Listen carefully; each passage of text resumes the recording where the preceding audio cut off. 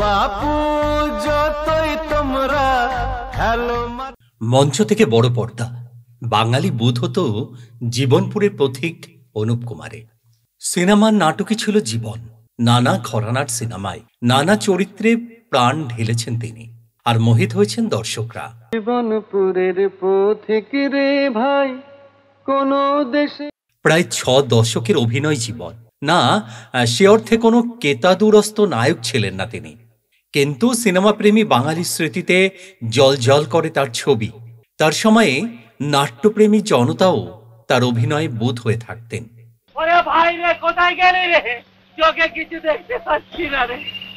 তার পিতৃদত্ত নাম ছিল সত্যেন দাস, কিন্তু এ নামে বাঙালি তাকে চেনে না, কারণ বাঙালির কাছে তিনি অনুপ কুমার, শুধুই অনুপ কুমার।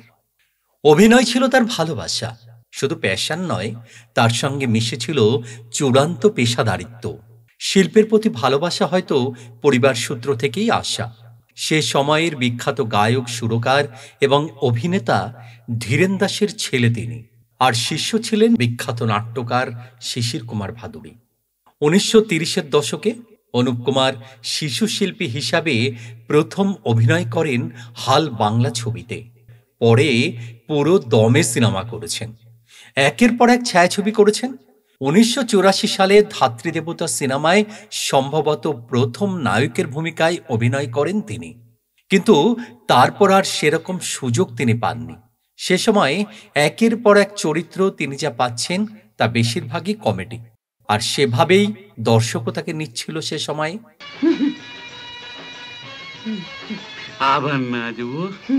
এই নিয়ম ভাঙে বেশ কিছুদিন পরে পরিচালক তরুণ মজুমদারের হাত ধরে। ততদিনে তার হাত দিয়ে চাওয়া পাওয়া, স্মৃতিটুকু থাক, কাঁচের স্বর্গ বেরিয়ে গিয়েছে। তারপর আংটি চ্যাটুর্যের ভাই উপন্যাস অবলম্বনে তিনি বানালেন পলাতক। সেই ছবিতেই নায়কের ভূমিকায় দেখা যায় অনুপ কুমারকে। সাদা কালো ওই ছবি এখনো রঙিন হয়ে গেঁথে রয়েছে বাংলার সিনেমা প্রেমীদের মনে। আগাগোড়া ট্র্যাজেডির এই সিনেমায় নতুন করে পাওয়া গেল অনুপ কুমারকে। রবি বসু তার 7 রং বইয়ে লিখেছেন, এই সিনেমার স্ক্রিপ্ট নাকি সবার পছন্দ হয়েছিল, কিন্তু নায়ক হিসাবে অনুপ কুমারের নাম শুনতেই একেবারে বেঁকে বসলেন প্রযোজকরা। ততদিনে কমেডিয়ান হিসাবে তার নাম হয়ে যাওয়ায় এমন সিরিয়াস চরিত্রে অনুপ কুমারকে দর্শক মানবেনি বা কেন, এমনটাই দাবি করছিলেন প্রযোজকরা। কিন্তু তরুণ মজুমদার কারো কথা না শুনে অনুপ কুমারকেই নায়ক হিসাবে এই ছবি করেন। অবশেষে তৎকালীন বোম্বাইয়ের বিখ্যাত প্রযোজক পরিচালক ডি শান্তারাম সিনেমাটার প্রযোজনা করেন। সুপারহিট হয় পলাতক। বাংলা পেয়েছিল নতুন জুটি, সন্ধ্যা রায়, অনুপ কুমার জুটি।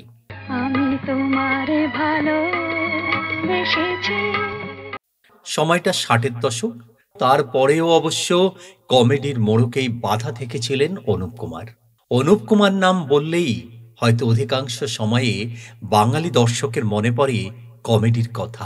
তখন আমার স্ত্রী মানে ওন ওয়াইফ আমাকে হত্যার হুমকি দিচ্ছে। বাংলা সিনেমায় যে কজন লেজেন্ড কমেডিয়ানের কথা সিনেমা প্রেমীদের স্মৃতিতে রয়েছে, তার মধ্যে একজন অনুপ কুমার। কিন্তু যখনই সুযোগ হয়েছে অন্য অবতারে দেখা গিয়েছে তাকে। সে আলোর পিপাসাতে ছোট্ট চরিত্র হোক কিংবা ঠগিনীর মতন সিনেমা। শোনা যায় পলাতক, ঠগিনী কিংবা নিমন্ত্রণ এর মতো সিনেমায় নায়কের ভূমিকায় অভিনয় করার পরেও শুধুমাত্র নায়কের চরিত্র পাওয়ার জন্য বসে থাকতে পারেননি অনুপবাবু। সাংসারিক বহু দায়িত্ব ছিল তার কাঁধে, সেগুলো পূরণের জন্য প্রয়োজন ছিল অনেক অর্থের। আর সে কারণেই পার্শ্ব অভিনেতা, চরিত্র অভিনেতার ভূমিকায় একের পর এক রোল করে গিয়েছেন অনুপ কুমার। অমৃতকুম্ভের সন্ধানে, বসন্ত বিলাপ, ফুলেশ্বরী, বালিকা বধূ, বাবা তারকনাথ, গণদেবতা, দাদার কীর্তি, এই তালিকার শেষ নেই। প্রতিটি ছবিতেই তার অভিনয়ে মোহিত হয়েছেন দর্শকরা, কিন্তু তার প্রতিভার মতন চরিত্র তিনি পেয়েছেন কি, এ প্রশ্ন থেকেই যায়। শুধু বাংলা নয়, হাতে গোনা কিছু হিন্দি ছবিতেও কাজ করেছেন এবং প্রশংসা পেয়েছেন সেখানেও। বিভিন্ন লেখা এবং আলোচনায় শোনা যায় সাংসারিক দায়িত্ব পালনের জন্যই চরিত্র বাছাই সেরকম করতেন না তিনি। তার দায়িত্ববোধ শুধু রক্তের সম্পর্ক, আত্মীয়তার সম্পর্কের মধ্যেই সীমাবদ্ধ ছিল না।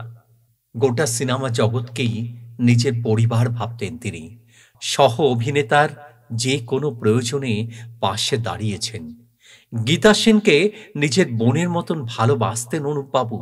মৃণাল সেন, গীতা সেনের সংসারেও বটগাছের ছায়ার মতন ছিলেন অনুপ কুমার। সিনে নাটক জগতের যে কারো যে কোনো বিপদে পাশে দাঁড়িয়েছেন তাদের অনুপদা। একাধিক সামাজিক কাজকর্মের সঙ্গে যুক্ত ছিলেন তিনি।